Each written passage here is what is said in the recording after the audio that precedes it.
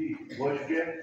वो ऐसे ही कहना था कि इससे पहले तो मैं कहूँगा प्रेस इन्फॉर्मेशन डिपार्टमेंट जो है इससे पहले मैं सुन नहीं सका, वो देर से आया था। महमूद शाम साहब मतलब उस्ताद हैं, बुजुर्ग हैं, तो उनकी गुफ्तगू यकीनन बड़ी पुरवक्त है। वैसे दो तीन चीज़ों पे, क्योंकि हमारे पास 8-10 मिनट हैं, दो तीन चीज़ों पे आपकी तवज्जो मबसूल कराना चाहूँगा।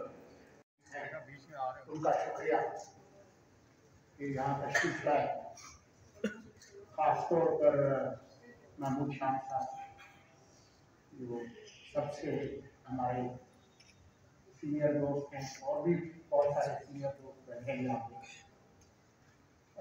मैं मज़हर अब्बास की इस बात से इत्तेफाक नहीं करता कि महमूद शाम साहब को आपने कहे कि अगर आप सब लोगों ने महमूद शाम साहब की तकरीर सुनी है और उससे लुत्फ़अंदोज़ हुए हैं, तो मेरे ख्याल में ये इंतखाब जिसने भी किया वो बिल्कुल ठीक था।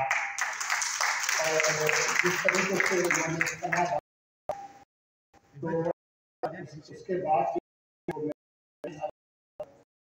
ये है वो नहीं होनी, क्योंकि उन्होंने जो तारीखी बताया और जो उन्होंने तबसरा निकाली की, उसका कोई जवाब नहीं है, ना उसकी कोई मिसाल है। तो शाम साहब आपका शुक्रिया।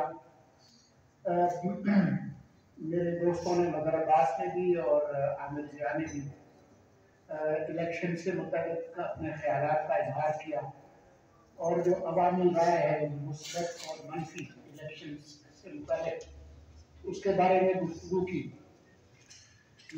मेरा आपसे इत्तेफाक या इख्तिलाफ करने का इरादा नहीं है। अगर कहीं पे भी ये तासुर मौजूद है कि हमें ये जो तासुर है वो ख़त्म हो जाना चाहिए।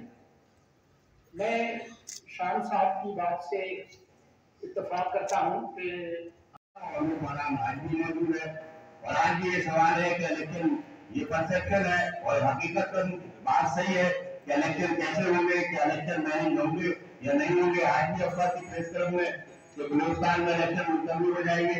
तो इसी तरह ये सब कुछ जानबूझ के किया जाता है, और ये इसलिए किया जाता है कि जो हुकूमत बने वो कमजोर हो। और जब तक मैं फिर आमतौर के दो तहरीक पाकिस्तान के जो कायद थे